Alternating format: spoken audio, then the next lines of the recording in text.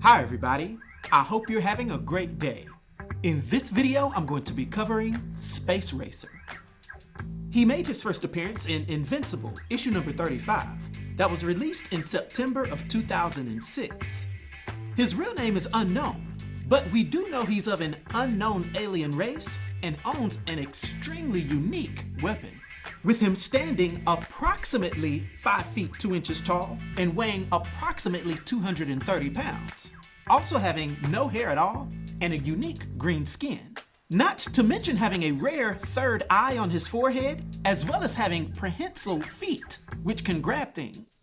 Now this alien Talescrian citizen has at least moderate superhuman strength, as well as vast durability, being shown going toe-to-toe with some of the strongest beings in the Invincible Universe, such as Viltrumites and even Alan the Alien, also having at least moderate superhuman agility and reflexes.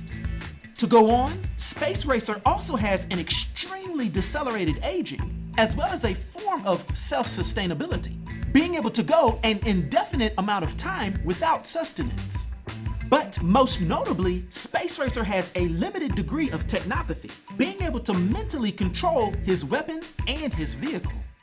Not only can he have his space motorcycle materialize and come to him, but he can also have his unique laser gun, which is just known as Space Racer's gun, come to him as well.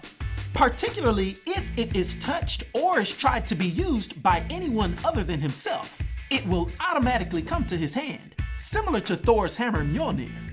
And that can be a problem if you're his enemy, because for whatever reason, this weapon is able to shoot through anything. Let me repeat that. I literally mean anything. And it's one of the very few weapons that can hurt or kill a Viltrumite. And just to be blunt, it has world-breaking capabilities as well. Now, the first documented encounter with Space Racer was over 100 years ago, when Nolan Grayson, aka Omni-Man, fought him in an asteroid belt and buried him under a pile of rocks, which, by the way, caused the Space Racer to drop his gun. Nolan was savvy enough to leave the laser pistol where it was so that it wouldn't fly back to Space Racer's hand and give him the opportunity to escape by blasting his way out, effectively leaving him there for dead. Interestingly, many years later, Nolan would even write a book on Earth titled The Man with the Invincible Gun, adding it to a collection of so-called science fiction books that he had authored. Now, many years later, a series of occurrences would lead Nolan to betray the Viltrum Empire and turn his back on his vicious brethren. He would end up being captured, but his friend Alan the Alien would help him escape, bringing Nolan to be a part of the Coalition of Planet, which was a resistance group fighting against the Viltrumites that was actually led by a Viltrumite named the Great Fetus, who was also against the spread of the brutal Viltrum Empire. Now, when Nolan and Alan were sent on a mission to gather any weapons that could help the Coalition's cause against the Viltrumites, they would stop on the asteroid belt that Space Racer was defeated exactly 100 years prior. And although Alan mentioned that he hadn't heard of Space Racer, Nolan knew that his weapon was capable of killing Viltrumites. But when they locate his laser and Nolan reaches for it, it would fly back into Space Racer's hand, with them soon discovering that Space Racer had been alive all of that time. The three have an intense initial dialogue, with Space Racer deciding to fire off his pistol in their direction, which happens to strike the asteroid they're on and causes it to break apart, with its pieces colliding with the rest of the belt. This would prompt Nolan to grab Space Racer as he and Alan fly to safety. But the racer would summon his hoverbike, which manifested itself and would ram Nolan, which put him at point-blank range for the racer's laser. Luckily though, Alan the Alien's amiable personality would eventually put Space Racer at ease, and he would agree to tepidly accompany them back to the Coalition, seeing as how he still slightly distrusted Nolan.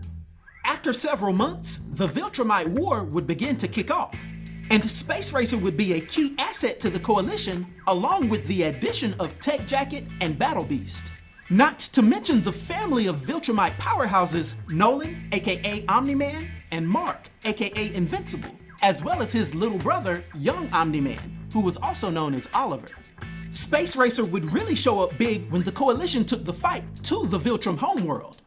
with him arriving just in time for the party after picking up some creatures that can actually kill Viltrumites, known as Ragnars. A massive battle would then ensue, with Space Racer taking out various Viltrumites with single blasts. This chaos would ultimately culminate in the destruction of the Viltrum planet, which was sparked by you-know-who, Space Racer, with Thetis' plan calling for Space Racer to blast his laser at the core of their planet. This blast, in addition to the closely following Thetis, Nolan, and Mark flying at high speed into the planet's core, would destabilize it enough to destroy the world. However, this would induce an immeasurable rage in the powerful Viltrumite leader named Thragg, as well as a few of his troops, such as Anissa, who would begin going on an unbridled rampage with the coalition troops that were around.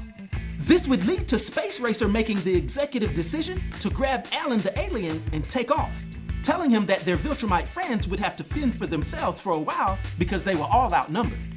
His mentality was they have to live to fight another day.